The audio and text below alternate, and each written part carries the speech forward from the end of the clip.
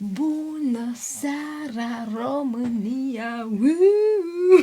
Cu cine sunt aici? Cred că deja V-ați plictisit de mine deja. No. Tot eu sunt. N-aveți cum să scăpați. În această zi am pregătit pentru voi un subiect foarte funny, din punctul nostru de vedere. Nu este atât de funny, dar pe noi ne amuză teribil. Și în urma voturilor de pe Instagram am observat că cea mai, nu știu, interesată discuție ar fi despre întrebări și afirmații funny despre diabet. Ce spui despre Este această un chestie? subiect care nu se epuizează niciodată și cred că toți care au diabet vor rezona cu videoul ăsta. Bun. Și dacă noi știm să facem un lucru, e să râdem de situațiile astea. Corect. Sunt Așa total că de acord. astăzi vom face un mic scenariu de întrebări stupide și replici. Da. Pe șefia, eu m-am gândit la următorul lucru. Așa. Să facem în felul următor. Facem un joc de roluri. Așa. Eu spun ție întrebarea, eu sunt omul non-diabetic, Neștiutor. da? Și tu ești diabeticul care îmi dă răspunsul Elegant. de preferat.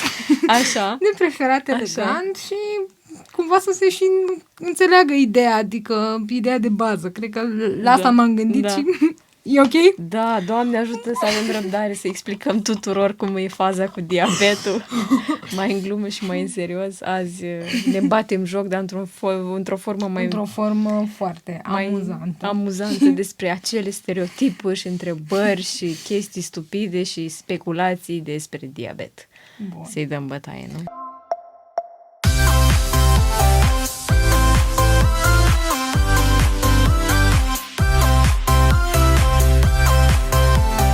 Bun. Să vină prima întrebare, spun. Ce zici? Da, nu-s pregătită. Bun. Prima chestie și cred că cea mai... Nu, de fapt, nu cred că cea mai des întâlnită. Una dintre desele lucruri pe care le auzi este: ai diabet, săraca. Deci nu mai pot cu această compătimire, vai săraca. Ce săraca ai? Uite-mă, sunt întreagă, nu-mi lipsesc mâinile, picioarele, creierul îmi funcționează, Doamne ajută. Săraca că ce? Că mi-am făcut insulina sau care-i problema? Adică, băi, nu mai compătimiți oamenii când vedeți că au o problemă. Adică, nu știu, tu cum ai reacționat la asta? Nu, tot de acord cu tine, nu. Ale, ai diabet, săraca. No. Nici nu știu ce răspuns ai putea să dai. Răspund de aici, de ce nu, dar ce? Îmi lipsește Îmi ceva? lipsește Am ceva pe față? Ce-am pățit? Exact. Măi, săraca, adică ce-am făcut? Am primit și eu replica asta de multe ori, adică nu e o chestie nouă și de fiecare dată eram șocată. Deci, chiar n-am avut niciodată răspuns la asta, deci m-ai prins aici. N-am răspuns. N-am răspuns. Ești pregătită de a doua întrebare? M-ai pregătit cu prima. A doua întrebare sună în felul următor. Ai făcut diabet de la mâncat prea multe dulciuri? Da, am mâncat dulciuri când eram mică dimineața la prânz și seara. Cu polonicul. Mama îmi dădea Coca-Cola, mâncam clătite cu ciocolată și am făcut diabet. Dimineața, prânz, seară. Și am făcut diabet după 23 de ani de mâncat dulciuri. Nu! Wow. Diabetul nu e provocat de zahăr și nu va fi niciodată și... Nici diabetul 1, nici diabetul de tip 1, nici diabetul de tip 2. Nu se face de la zahăr. Nu se face de la zahăr. Oh my God! Și da, avem voie să mâncăm zahăr, dacă ar fi să extrapolăm. Da. Wow, deci nu, asta mi se pare foarte Copiii au voie să mănânce zahăr, să fie pofticioși și să nu facă diabet din cauza asta. Adică sunteți în regulă. Toată lumea este Liber la dulciuri. bun. Vine a treia chestie. Ești gata? Hai. Auzi? Așa. Ce ți injectezi acolo? Droguri? Iubesc acest Mă mai plictisesc așa și mai injectez niște droguri grele. Iubesc când primesc întrebări. Dar mă întreb ce droguri sunt sub formă de penuri injectabile cu unități, adică nu că sunt ilegale, dar și marcate cu unități. Nu, să știi că aici știi că seringile alea de la farmacie, bănuiesc că toată lumea le cunoaște, cele cu capac portocaliu, sunt făcute special pentru insulină. Și cred că lumea le confundă. Știi la ce mă refer? Adică nu dăm nume, nu. Dar cred că înțelegi cumva unde tind. Dar totuși noi avem penuri, adică nu este ca și cum... Nu le confunzi cu injecție. Nu. Clar totuși. se vede că e o injecție, dar hai să fim serioși, dacă ai face o ilegală, n-ai face un public. Eu am primit întrebarea asta când eram într-un supermarket și îmi făceam insulina în burtă și mi-a zis, ce-ți injectezi droguri? Mă gândeam eu, păi dacă aș fi făcut asta prin absurd, nu m-aș fi ascuns măcar după un raft, ceva, n-aș fi făcut-o pe coridorul supermarketului. Oh my God, nu, asta niște aberații din astea, nu, frate, nu. Nu ești pregătită la ce urmează acum? Mai șocant de atât? Așa tânără și cu diabet? Vai, maică, așa tânără. Trebuie să am 100 de ani sau 50 sau 60 plus ca să am diabet. În fișa postului vine la 100 de ani. Băi, eu m-am ambiționat să fiu tânără și cu diabet și mi-a ieșit. Bun. Doamne, ferește. Da, bă, cea mai tânără și cu diabet. Na, că mi-a ieșit. Acum vine una funny rău. Mai funny? Bă, dar parcă fiecare e din ce în ce mai stupidă. Tu n-ai auzit că scorțișoara te scapă de diabet? Scorțișoara te scapă de diabet. Păi eu zic să cumpărăm toate rafturile din supermarket de scorțișoară și cum au dispărut la un moment dat. La un moment dat să nu e momentul. Au dispărut. Făină ulei. Acum să fie mai fi scorțișoară. Cum erau ăștia în pandemie că furau hârtia igienică de pe rafturi, toți diabeticii să se ducă după scorțișoară și să se bată să... Mai era aia cu lămâia. Lămâia înghețată și cu ghimbirul și castravetele amare. Astea sunt. Băi, oameni buni, eu înțeleg că nu... Cine mai știe ce mai apare? O să găsească ăștia un leac naturist. Păpădie înghețată. Ce-ai de păpădie? Ce-ai de păpădie? Siguranță, mâine nu mai ai diabet, ai scăpat total. Da, frate. Băi, eu înțeleg că nu vă place să luați pastile sau să faceți injecții, dar voi chiar credeți că noi ne-am plictisit adică că ne-am pune scorțișoară și în nas dacă s-ar vindeca diabetul de scorțișoară. Bune, nu cred că... Să fim serioși, dacă un lucru atât de banal ar fi vindecat diabetul, cu siguranță toți știam asta și cu siguranță toți scăpam de diabet până la ora asta. Și am mai zis asta și cineva ar fi câștigat premiul Nobel care a făcut descoperirea. Scorțișoară. Wow! Te mai surprind cu o chestie? Ești normală, nu se vede că ai diabet. Uite-te la mine, dar cum arată diabetul, frate? Cum arată diabetul? Prin ce se măsoară? Trebuie să n-am un ochi, Doamne ferește, nu zic. Dar n-am ceva, mi-a căzut părul într-o parte. Eu cred că chestia asta, că băi, ești normală, cum de ai diabet, pare în regulă. Că asta e ideea, că noi șocăm prin faptul că trăim super normal, în ciuda condiții medicale pe care o avem și oamenii n-ar asocia un om așa tânăr ca noi, super plin de viață, cu o boală atât de nasoală și de asta. Cum? Dar pare în regulă, te văd, te ating, ești ok, ai energie, te miști. Și atunci cum răspund? Dacă este doar cu un mulțumesc sau nu știu, adică care este răspunsul pe care îl dai, că nici nu știu. Păi cum arată o persoană cu diabet, dacă eu n-arăt ca una?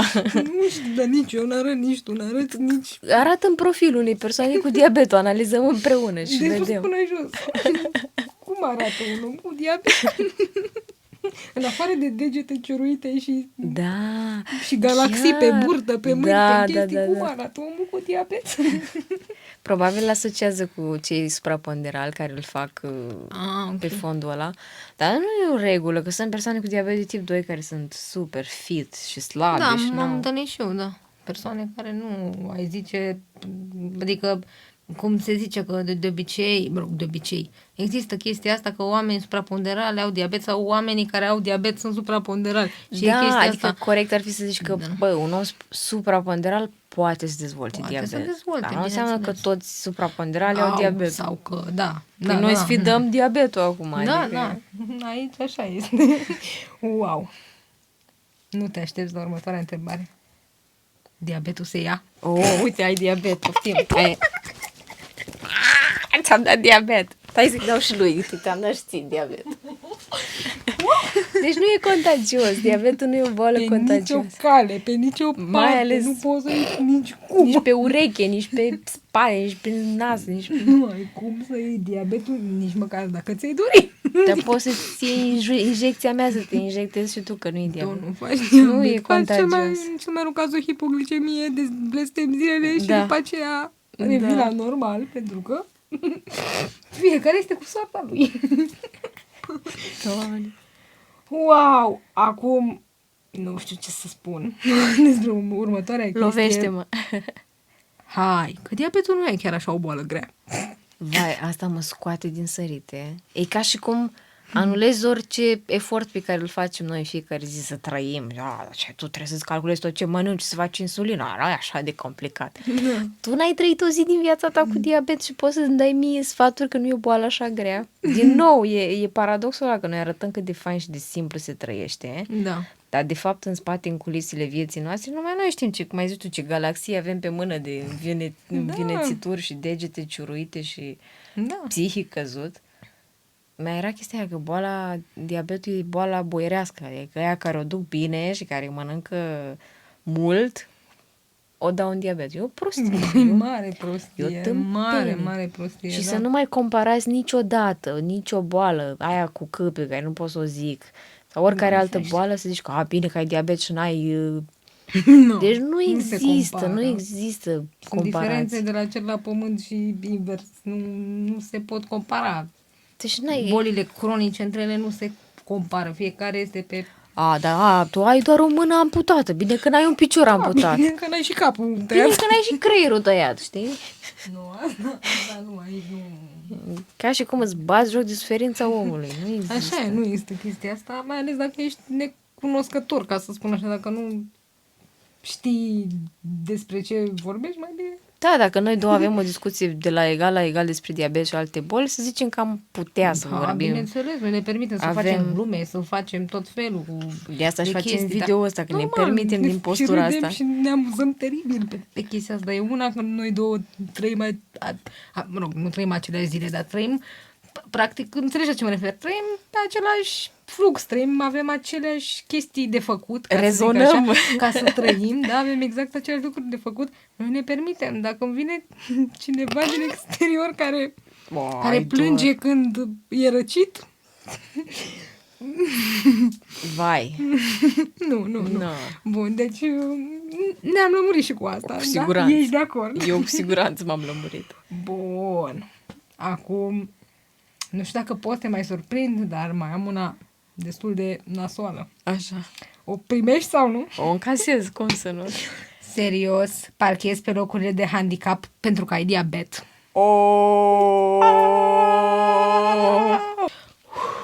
Ne-am liniștit, ne-am revenim. Băi, doar care pentru este că răspunsul? Că eu nu pot să doar spun. pentru că un handicap nu este vizibil, asta nu înseamnă că el nu există și da, diabetul este un handicap pentru că ce înseamnă handicap? O parte din corpul tău nu funcționează bine. Fie că n-ai un membru, fie că n-ai un pancreas, fie că n-ai un ochi, n-auzi, o parte din corpul tău nu funcționează bine și asta îți afectează viața. Da, cum mai pui că nu ne mai funcționează deloc, partea respectivă este cu cruce. Moartă, adică... cu cruce. Noi din când în când mai mergem să-i mai ducem flori. Da. Pentru că asta este... Nu mai face nimic. Săracul. Și Săracul. Are doar diabet. Are doar un pancreas care nu mai merge. Wow! Da, și șoc și groază, noi avem acest certificat de handicap care vine ca să vezi cu beneficiu, sau mă rog, cu dreptul. Multe beneficii, printre care... Drepturi astea, nu-s beneficii, fucking drepturi. Să parchezi pe un loc destinat ție și nevoilor tale medicale, pentru că mi s-a întâmplat să fie rău în magazin și să am nevoie cât mai repede să ajung la mașină să-mi iau zahăr și să plec de acolo. Adică Da. nu ar trebui să mă justific și am fost pusă de multe ori în situația în care am ieșit din mașină pe locul de handicap și mi-am primit înjurători că n-am nicio problemă și parchez acolo.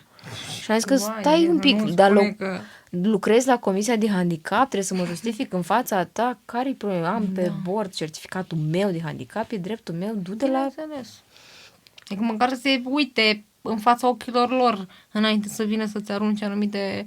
Că mă hate, așa, e pur și simplu hate aiurea. Că nu mi-am dorit eu acolo, că nu mă dor picioarele să merg 2 metri. Serios, și nici măcar 100, nici măcar 500 de metri. Asta ia tu handicapul meu și bagă-ți-l în locul tău de parcare, ca să nu zic altundeva. Mă enervez de fiecare dată la chestia asta. Du-te și dormi pe locul ăla de parcare, dar îți dau diabetul meu să vezi dacă îți convine. Genial, bun, ce mi-a plăcut, Doamne.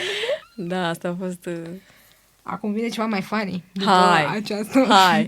După această întrebare brutală, vine ceva mai funny. Ai glicemia mică? Fă niște insulină. Ai 40, bagă repede 2 unități. Măi, eu înțeleg oamenii că se agită să ne fie bine și se strofoacă să ne sară în ajutor, dar nu faci... Dar nu că și facem mișto de chestia asta, doar că... E amuzant. Eu chiar am pățit-o, aveam o hiposeveră și pe lângă faptul că mă simțeam rău, trebuia să-i mai explic și omului respectiv care-i principiul cu insulină, cu zahăr. Și am mai pățit o chestie la fel de șocantă, că aveam hipo, am sărit să iau pliculeță de zahăr și o doamnă de la masă mi-a dat peste mână ca să nu mănânc zahăr. Zic că nu, ce faci? N-ai voie zahăr, că tu ai diabet. Și eu aveam 40 glicemia, voiam să mănânc o dată zahărul ăla și femeia aia mi-a zis că n-ai voie zahăr. Mi-a bagă niște insulină. Mamă, mi-e rău. E foarte, foarte grav că nu înțeleg oamenii diferența dintre hipo și hiper și nu zice nimeni că trebuie să înțeleagă oamenii principiile astea și sunt... Nu trebuie să știi ce e aia. Măi, dar sunt situații grave în care mai rău îmi faci decât bine dacă dai sfaturi din astea. Doamne, iartă-mă. Nu, groaznic. Fă repede insulină, că ai hipo. Wow.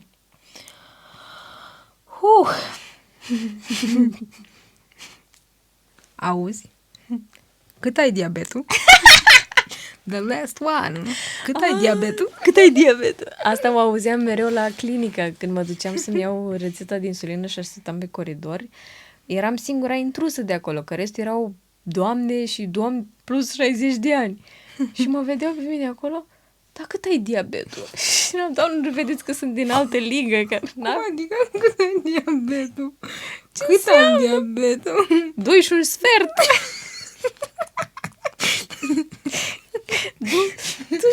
Eu cred că totul se referă la glicemie, știi? Adică la modul cât ai glicemia, cred. Că la asta se referă. Și mi se pare la fel de stupidă întrebarea că ai 10 glicemii pe minut, adică cât ai diabet? Da, bună. Cât ai diabetul? Wow. M-ai dat pe spate. 2 și un sfert. Wow. Totuși mi se pare fantastic că avem puterea să râdem de chestiile astea și că nu ne frustrăm și... Normal. Bine, e o urmă de frustrare, îți dai seama că... Bine, dar e chestia aia minimă care nici nu ține, cred că, 3 secunde. Adică, îți dai seama, prima chestie este șocul când primești întrebarea sau afirmația greșită sau efectiv. Nu. Așa. Este afirmația falsă și nu. Este prima oară, dar după 3 secunde deja te bufnește râsul. Deci nu ai cum să ai o altă reacție. O vezi așa ca atare. Bă, omul e neinformat. N-ai cum să faci educație medicală tuturor. Și nici dar nici nu vrei chestia asta. Adică oamenii pe care tu i-ai lângă tine, diabetici sau nediabetici sau non-diabetici sau cum... Transdiabetici.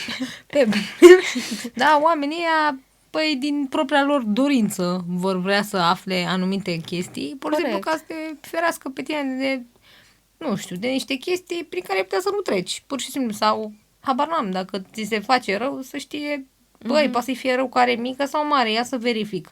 Oare mare, bun, insulină, oare mică, zahăr. Da. Adică, clar, oamenii care sunt importanți pentru tine o să facă minimul de efort să înțeleagă basic-ul. Asta zic, nu trebuie toată lumea, noi putem doar să ne amuzăm. Ar fi frumos să înțeleagă toată lumea anumite chestii și nu neapărat să aibă informații, dar să aibă chestia de bun simț, la modul, bă, măcar dacă nu știi, ori întrebi, ori taci din gură, pentru că Exact. pentru că și ok, noi, de exemplu, noi și mulți alți diabetici, dacă nu chiar toți sau cel puțin majoritatea, avem un psihic destul de puternic pe partea asta. Adică nu cred că vine cineva și îți strântește ceva și gata, mori, ești leșinat, ești supărat, ești depresiv. Nu există chestia asta. Dar pe de altă parte, cum noi suntem așa, alții pot să fie altfel. Și chestiile astea nu sunt atât de drăguțe, adică părerea mea, nu știu dacă zic bine sau astea, nu, dar... mă rog, într-o formă sau alta, dincolo de amuzament, rănesc întrebările astea și chestiile astea absurde, dar tot noi suntem responsabili să nu ne afecteze. Corect. Cam asta e și mesajul, că noi râdem, hăhăim, mai facem un pic de atenționare. Că nu ai cum. Dar noi managerăm reacțiile pe care le avem și cam acolo stă cheia să nu te afecteze, știi? Da, m-am amuzat. Sunt de acord, bravo. Eu chiar m-am amuzat. Eu, mersi. Cine știe ce ne zdrăvănim mai filmăm? Nu mai. Avem de teme, de discutat. O, Doamne. O grămadă și cred că dacă am avea 3 vieți, nu cred că am putea epuiza... 3 vieți cu diabet. Nu cred că am putea epuiza toate subiectele și toate chestiile pe care le descoperi, pe care le știi, pe care le vezi, pe care mai vin de la alții din exterior, așa e. Jesus, mulțumesc că ai venit. Yes! Eu mersi. Și sper că v-ați amuzat sau vă veți amuza pe baza acestui video, pentru că lucrurile astea se întâmplă și s-au întâmplat și se vor mai întâmpla mult timp de acum înainte, așa că nu luați personal nimic, încercați să gândiți rațional și amuzați-vă pe cât posibil, pentru că, din câte ați auzit, nu sunt lucruri reale, nu sunt lucruri concrete, nu sunt lucruri nimic, sunt doar, mi-a zis mie bunica că X, mi-a zis mie vecina că Y. Exact. Nu este chiar așa, amuzați-vă, simțiți-vă bine și noi ne vedem la următorul video. Încă nu știu despre ce va fi, dar urmează.